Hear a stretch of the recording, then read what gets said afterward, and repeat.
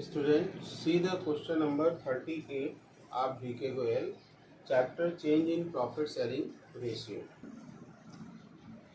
Question is given, X, Y are partners sharing profit and losses in the ratio of 4:3.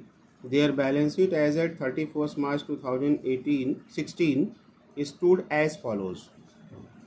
Next, the balance sheet is given. Liabilities, sundry creditor, reserve, capital of X and Y. On the asset side, cash, sundry debtors, stock, fixed assets. फिर कह रहा है they decided with effect from 1st April 2016 they will share profit and losses in the ratio of 2:1. This is the new ratio. For this purpose they decided that first fixed assets are to be depreciated by 10%. Second, a provision of 6% be made on debtors for doubtful debt. Third, stock be valued at 1,90,000.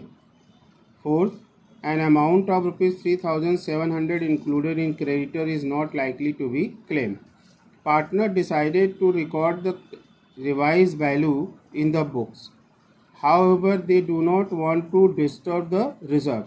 अब question कह रहा है कि partners revise value को book में record करेंगे, यानी profit on revaluation को बुक में रिकॉर्ड करना, यानी जितने भी एसेट्स एंड लाइबिलिटीज़ में चेंजेज है उसको बैलेंस शीट में हम शो करेंगे प्लस माइनस करके.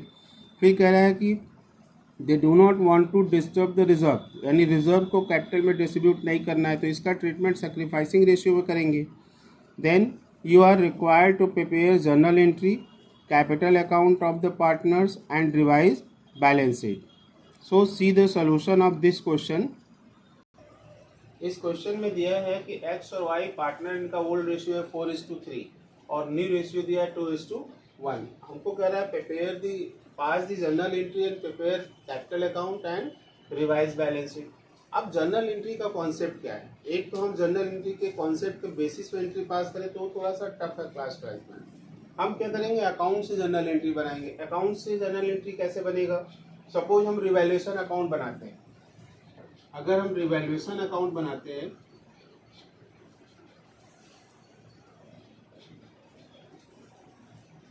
ये डेबिट साइड और इधर क्रेडिट साइड. अब रिवैल्यूएशन का फर्स्ट पॉइंट क्या कह रहा है? Fix asset are to be depreciated by 10%. Fix asset 10% से डेप्रिसिएट कर रहा है, इसका मतलब डिक्रीज इन एसेट्स. तो डिक्रीज इन एसेट्स किधर आएगा? डेबिट साइड में. क्या लिखेंगे? To fix assets. अब फिक्स एसेट्स की वैल्यू दिया है बैलेंस शीट में 1,50,000. तो 1,50,000 का 10% 15,000. ये हो गया हमारा पोस्टिंग. अब इसकी एंट्री पास करनी है तो फर्स्ट एंट्री. अब इसका कॉन्सेप्ट क्या है? अकाउंट से एंट्री कैसे पास करेंगे, यानी इस ट्रांजेक्शन्स को हमने रिवैल्यूएशन अकाउंट के किस साइड में लिखा है? डेबिट साइड में. इसका मतलब रिवैल्यूएशन अकाउंट क्या हो गया? डेबिट. लेजर पोस्टिंग करते थे तो लेजर पोस्टिंग के थ्रू हम अकाउंट से फिर जर्नल बना लेंगे. तो रिवैल्यूएशन अकाउंट के डेबिट साइड में हमने ट्रांजेक्शन को रिकॉर्ड किया. इट मीन्स रिवैल्यूएशन अकाउंट क्या हो गया? डेबिट. तो ये क्या हो जाएगा? क्रेडिट. तो एंट्री क्या बना? पहला revaluation account debit to fix assets account, amount 15,000 and 15,000. तो इस तरह से हम अकाउंट से एंट्री पास कर लेंगे. अब हमको अकाउंट नहीं बनाना है, हम ओरल डिसाइड करेंगे. ओरल डिसाइड करेंगे कि कैसे अकाउंट में पोस्टिंग होगी, उसके अकॉर्डिंग हम फिर सोचेंगे और फिर एंट्री पास करेंगे. जैसे second transaction, a provision of 6% be made on debtors for doubtful debts. जब हम प्रोविजन क्रिएट करेंगे तो उतने से हमारा डेटर्स क्या होगा? डिक्रीज करेगा. तो डिक्रीज इन एसेट्स हुआ. तो रिवैल्यूएशन अकाउंट के किस साइड में आएगा? डेबिट. इसका मतलब रिवैल्यूएशन अकाउंट क्या हो गया? डेबिट हो गया. तो second entry revaluation account debit to provision for doubtful डेब्ट अकाउंट. अब अमाउंट 6% ऑन डेटर्स कैलकुलेट करना है. डेटर्स 1,20,000. तो 6% कितना आएगा? 7,200. 7,200 ये सेकेंड एंट्री होगी. थर्ड, स्टॉक भी वैल्यूड एट 1,90,000. और बैलेंस शीट में स्टॉक की वैल्यू दिया है 1,40,000। तो 50,000 से हमारा स्टॉक क्या हो रहा है, इंक्रीज कर रहा है। तो इंक्रीज इन एसेट्स हुआ, तो रिवैल्यूएशन के किस साइड में जाएगा, क्रेडिट। इसका मतलब रिवैल्यूएशन अकाउंट क्रेडिट हो गया, तो स्टॉक क्या होगा, डेबिट। तो तीसरी entry stock account debit to revaluation account, amount 50,000। तो अमाउंट कितना होगा, 50,000, क्योंकि 50,000 से स्टॉक हमारा क्या हो रहा है, इंक्रीज कर रहा है। तो इंक्रीज इन एसेट्स रिवैल्यूएशन के क्रेडिट साइड में जाता है, तो इसका मतलब रिवैल्यूएशन अकाउंट क्या हुआ, वहाँ पे क्रेडिट हो गया। तो रिवैल्यूएशन को क्रेडिट करेंगे और स्टॉक को क्या करेंगे, डेबिट कर देंगे। Then see the transaction number 4, an amount of rupees 3,700 included in creditor is not likely to be claimed। Question कर रहा है कि क्रेडिटर में 3,700 का अमाउंट इंक्लूड है जिसका पेमेंट नहीं करना है। तो ये बिजनेस के लिए क्या हो गया, प्रॉफिट हो गया। यानी इतने अमाउंट से हमारा क्रेडिटर क्या होगा, डिक्रीज करेगा। तो डिक्रीज इन लायबिलिटी हुआ। तो डिक्रीज इन लायबिलिटी किधर आता है, रिवैल्यूएशन के क्रेडिट साइड में। इसका मतलब रिवैल्यूएशन क्या हो गया, क्रेडिट। तो क्रेडिटर क्या हो जाएगा, डेबिट। एंट्री हो जाएगी creditor debit to revaluation account. Entry number 4, amount 3,700। 4 point complete हो गए, रिवैल्यूएशन के पॉइंट्स कंप्लीट हो गए। अब हमको लास्ट में क्या करना है, कैलकुलेट करना है profit on loss on revaluation. तो देखो, जितना भी रिवैल्यूएशन डेबिट है ये क्या है, लॉस है, और जहां रिवैल्यूएशन क्रेडिट है वो क्या है, प्रॉफिट है। तो हम डेबिट वाले को एक साथ ऐड कर लें और क्रेडिट को एक साथ ऐड कर लें। तो रिवैल्यूएशन में डेबिट है 15,000, सेकेंड एंट्री में 7,200, थर्ड एंट्री में रिवैल्यूएशन क्रेडिट है 50,000, और फोर्थ एंट्री में रिवैल्यूएशन क्रेडिट है 3,700। तो टोटल कितना आ गया, 53,700 क्रेडिट हो गया और 22,200 डेबिट हो गया। Find the difference, credit exceed कर रहा है तो क्या आएगा, प्रॉफिट आएगा। तो profit is equal to 53,700 minus 22,200 equal to 31,500 आ गया क्या, प्रॉफिट। अब इस प्रॉफिट को किस रेशियो में ट्रांसफर करेंगे, ओल्ड रेशियो में, क्योंकि क्वेश्चन में क्या कह रहा है कि द इंक्रीज और decrease of the assets and liabilities will recorded in book. यानी बैलेंस शीट में इसको रिकॉर्ड करना है तो ओल्ड रेशियो में डिस्ट्रीब्यूट करेंगे। तो ओल्ड रेशियो में डिस्ट्रीब्यूट करेंगे, क्या है, प्रॉफिट है। तो प्रॉफिट रिवैल्यूएशन की किस साइड में डिस्ट्रीब्यूट करते हैं, डेबिट साइड में। क्या लिखते हैं, profit transfer to capital account. तो डेबिट साइड में रिवैल्यूएशन के लिखते हैं, इसका मतलब रिवैल्यूएशन अकाउंट क्या हो गया, डेबिट हो गया। तो एंट्री क्या होगी, fifth entry, revaluation account debit to कौन कौन पार्टनर है, एक्स कैपिटल अकाउंट और टू वाई कैपिटल अकाउंट। 31,500 इसको किस में डिस्ट्रीब्यूट करेंगे, 4:3 यानी ओल्ड रेशियो में। तो कितना आएगा, 18,000 एक्स और 13,500 वाई। ये हो गया general entry. Now see the partners capital account. अब पार्टनर्स कैपिटल अकाउंट हम जैसे बनाते थे उसी तरह बनाएंगे। फर्स्ट क्या लिखेंगे, by balance BD opening capital. Opening capital is given in question, X 2,40,000, Y 1,20,000। Then second point, transfer of revaluation. तो रिवैल्यूएशन का प्रॉफिट आएगा कितना, 18,000, 13,500। तो रिवैल्यूएशन यहाँ पे डेबिट यानी प्रॉफिट रिवैल्यूएशन के डेबिट साइड में था, तो ट्रांसफर किधर आएगा, क्रेडिट में। वैसे भी प्रॉफिट है तो कैपिटल इंक्रीज करेगा, किधर आएगा, क्रेडिट में। तो आप ऐसे भी ट्रांसफर कर सकते हो कि रिवैल्यूएशन के डेबिट साइड में आपने लिखा है profit transfer to capital account, तो ट्रांसफर किधर आएगा, क्रेडिट में। या एंट्री से देखो, एक्स और वाई क्रेडिट है तो क्रेडिट साइड में लिखेंगे बाई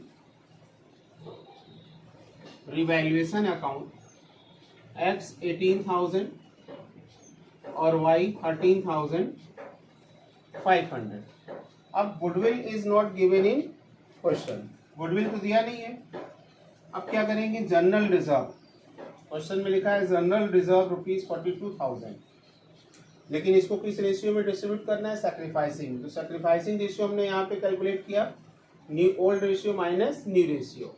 तो x क्या कर रहा है, -2/21 आ रहा है, यानी x गेन कर रहा है तो डेबिट हो जाएगा, और y सैक्रिफाइस कर रहा है 2/21 तो क्रेडिट हो जाएगा। तो एंट्री क्या होगी, x capital account debit to y capital account. This is the treatment of general reserve. अब जनरल रिजर्व इज गिवन 42,000, तो x का अमाउंट कितना आएगा, 42,000 इंटू 2/21, 21 से कैंसिल हो गया, 2 2 ज़ा 4, 4,000 आ गया x का। y का भी सेम है 21,000, तो ये भी 4,000 आएगा। अब हम इसकी पोस्टिंग कर देंगे कैपिटल अकाउंट में। तो x क्या है, डेबिट, तो डेबिट साइड में to y capital, opposite party का नेम जैसे लेजर पोस्टिंग करते थे, 4,000 x में रिकॉर्ड करेंगे, और y क्रेडिट है तो on the credit side by x capital we will write an amount, you will write on the x account, sorry y account, 4,000। Next, और कोई पॉइंट क्वेश्चन में नहीं दिया है, तो हमारा कैपिटल अकाउंट क्या हो गया, कंप्लीट हो गया। नाउ फाइंड द टोटल, इसका टोटल आ रहा है 2,58,000 और ये 1,37,500, 2,58,000, 1,37,500 टू बैलेंस CD 2,54,000, इसमें से इसको माइनस कर देंगे, ये 1,37,500। This is the capital account of the question. See the process to prepare the balance sheet. तो this is the format of balance sheet. अब बैलेंस शीट हम कैसे प्रिपेयर करेंगे, इसके लिए क्वेश्चन सामने रख लेंगे, क्वेश्चन में जो बैलेंस शीट गिवन है। अब देखते हैं, लायबिलिटी साइड में दिया है बैलेंस शीट में सन्ड्री क्रेडिटर 28,000, क्या लिखेंगे, सन्ड्री क्रेडिटर 28,000। अब सन्ड्री क्रेडिटर हमारा क्या हुआ, 3,700 से डिक्रीज किया था, तो माइनस करके दिखाएंगे, तो ये आएगा कितना, 24,300। तो सन्ड्री क्रेडिटर दिया हुआ है 28,000, इसमें से माइनस कर देंगे 3,700। Second, reserve.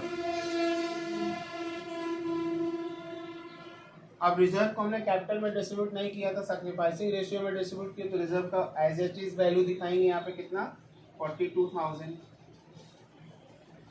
Third is given capital, capital account X और वाई। एक्स का कैपिटल कितना है, 2,54,000,